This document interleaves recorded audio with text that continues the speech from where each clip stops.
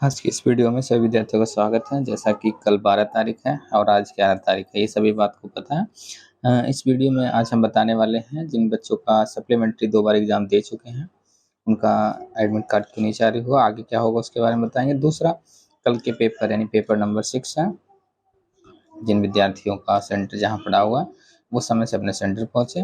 और आज की इस क्लास में उनको हम बताने वाले हैं टीचिंग अप्रोचेस एंड एसएटीज क्या है और उस पे क्वेश्चन कैसे आए हुए हैं, लास्ट टाइम कैसा क्वेश्चन आया था और आपको क्वेश्चन का जवाब किस प्रकार से लिखना होगा। इसकी कई सारी वीडियो आप यूट्यूब पे जो हमने लाइव सेशन के माध्यम से बताने की कोशिश किया है।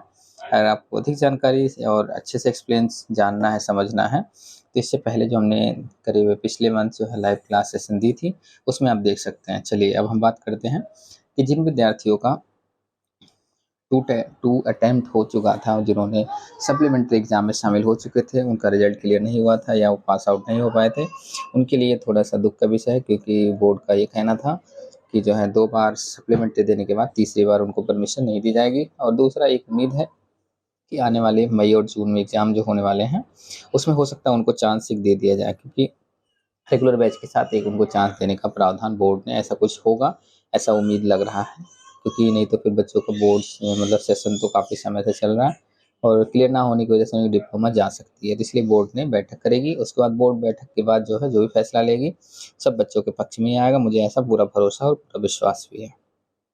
चलिए हम बात करते हैं सीखने के चरण। सबसे पहले यूनिट जो हमारा है, सभी लोग एक बार ध्यानपूर्वक देखेंगे अपने सिलेबस को निकाल करके।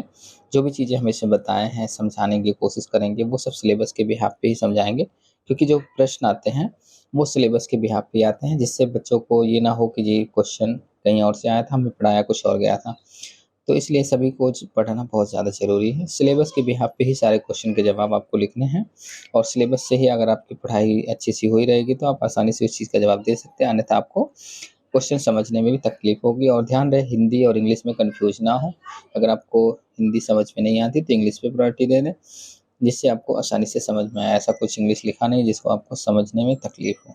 चलिए बात करते हैं स्टेज ऑफ लर्निंग यानी सीखने के चरण कौन-कौन से होते हैं, जिसमें पहला है एक्विज़िशन, मेंटेनेंस, फ्लुएंस एंड जनरलाइज़ेशन। इसमें होता है अर्जन, प्रवाह और विशिष्टीकरण और सामान्यीकरण। फ्लुएंस का मतलब होता है प्रवाह, फ्रीक्वेंसी मतलब अर्जन, मेंटेनेंस मतलब संरक्षण होता है, फ्लुएंस का मतलब प्रवाह हो गया, जनरलाइजेशन यानी कि हमें सीखने में कौन-कौन से चरण का उपयोग करना चाहिए या कौन-कौन से चरण का उपयोग होता है। पहला एक्विजिशन है, दूसरा मेंटेनेंस है, फ्लुएंस, जनरलाइजेशन। यानी कि अर्जन के बारे में हमने बहुत अच्छे से वीडियो बनाई हुई है, तो आप लोग इसको ज़रूर पढ़ लीजिए। सीखने के चरण आपसे क्लियर है कि क्वेश्चन यूनिट फर्स्ट आपके पूरी तरह से आने वाले हैं, जिसमें कई बार आप बच्चे कन्फ्यूज़ हो जाते हैं, जिसे समझ नहीं आया, समझने ऐसा कोई विषय नहीं है जिसमें आपको समझना है। बहुत ही आसान-आसान से प्रश्न आएँगे, जिससे आपको आसानी से लिख सकते हैं। दूसरे में आता है यूनिट सेकंड है जो प्रिंसिपल्स ऑफ टीचिंग यानी concert icon repeat generation and similars, यानी कि इसमें शिक्षण के सिद्धांत कौन-कौन से होते हैं, करीब हमने ब्लैक बोर्ड पे भी इसको अच्छे से आपको पढ़ाया हुआ है। आप इसको पढ़ लीजिएगा, यानी कि सीखने के चरण, प्रिंसिपल ऑफ टीचिंग, ये दोनों इम्पोर्टेंट है। उसके साथ-साथ और भी आने वाले जो यूनिट है वो भी हमारे लिए इम्पोर्टेंट है। तो पहला हमारा जो सिद्धांत होता है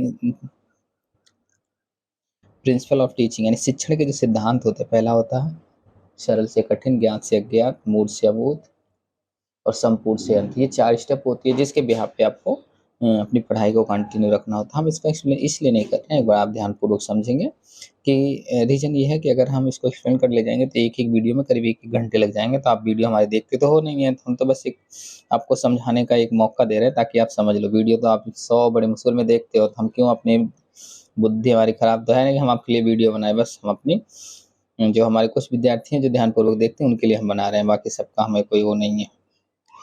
दूसरा और जानकारी के लिए लास्ट वीडियो में हमने उस पे लगा रखा है, वो भी बहुत अच्छे से समझाने की कोशिश किया 2-3 वीडियो में। ये फर्स्ट यूनिट पूरा बहुत अच्छे से जो है हमने एक्सप्लेन करी है। जो विद्यार्थी 23 और 25 बैच के विद्यार्थी थे, उन सभी के लिए हमने लाइव क्लास में इसको बहुत अच्छे से पढ़ाया है। उसके बाद आता है टीचिंग मेथड, यानी कि जो आप पढ़ाते हैं, टीचर कैसे पढ़ाता है, उसका कौन-कौन सा मेथड होता है, वो कैसे उपयोग करता है, उसके बारे में यहाँ पे बताया गया है। पहला है मारिया मॉन्टेसरी।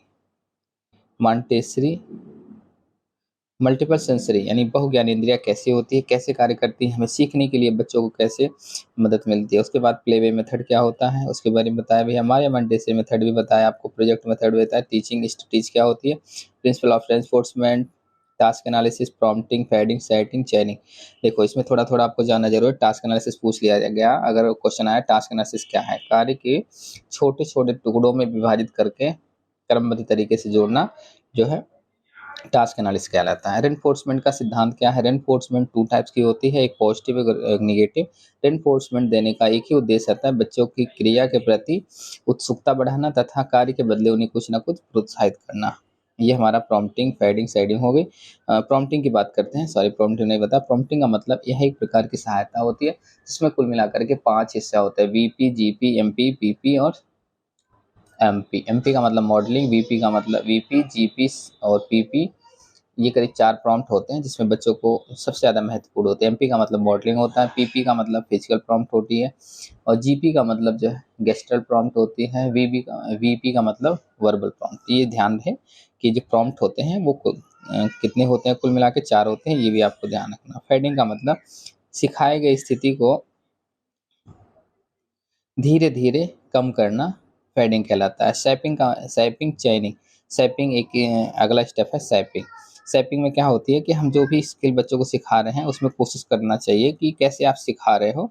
इसमें ये चेनिंग का बहुत महत्वपूर्ण रोल होता है कि हम अगर बच्चे को स्टेप बाय स्टेप सिखाएँगे तो वो सीखने के लिए जो उसकी मतलब सीखने की जो उत्सुकता है वो बहुत अच्छे से काम करेगी। क्योंकि अगर आप अ, सपोज़ करिए कि आपने कुछ चीज़ें आज पढ़ाई, कल के लिए कुछ और ऐसी चीज़ पढ़ा दी जिसे बीच में स्किप कर देते हैं, तो बच्चे को भूलने की समस्या ज़्यादा हो जाती है, तो इसमें तकलीफ होती है। चेनिंग का मतलब होता है स्टेप बाय स्टेप बच्चे को सिखाना। उसके बाद अगला आता है selection and use of TLM. TLM का मतलब होता है टीचिंग लर्निंग मटेरियल। अगला है information communication technology for teaching, यानी कि हमारी जो आईसीटी है और टीएलएम किस प्रकार से बच्चों की पढ़ाई में टीएलएम किस प्रकार मदद करती है और हमारी जो आईसीटी यानी कि टेक्नोलॉजी है वो किस प्रकार से मदद करती है, उसके बारे में आपको लिखना होगा। जैसे कंप्यूटर है, कंप्यूटर के बिहाफ पे बच्चों को आप पढ़ाओगे तो वो जो उनकी पढ़ने की स्किल है कहीं न कहीं वो इम्प्रूव ज़रूर होगी, और क्योंकि इसी के बिहाफ़ पे ही आप उनको जल्दी से जल्दी सिखा सकते हैं। क्योंकि हम आईसीटी के जो उपयोग है, अगर उसका ज़्यादा से ज़्यादा उपयोग करेंगे तो हमें भी और बच्चों को जल्दी सीखने का अवसर प्राप्त होगा और टीचर को कम समय में अधिक से अधिक चीज़ें उनको सिखा सकता है।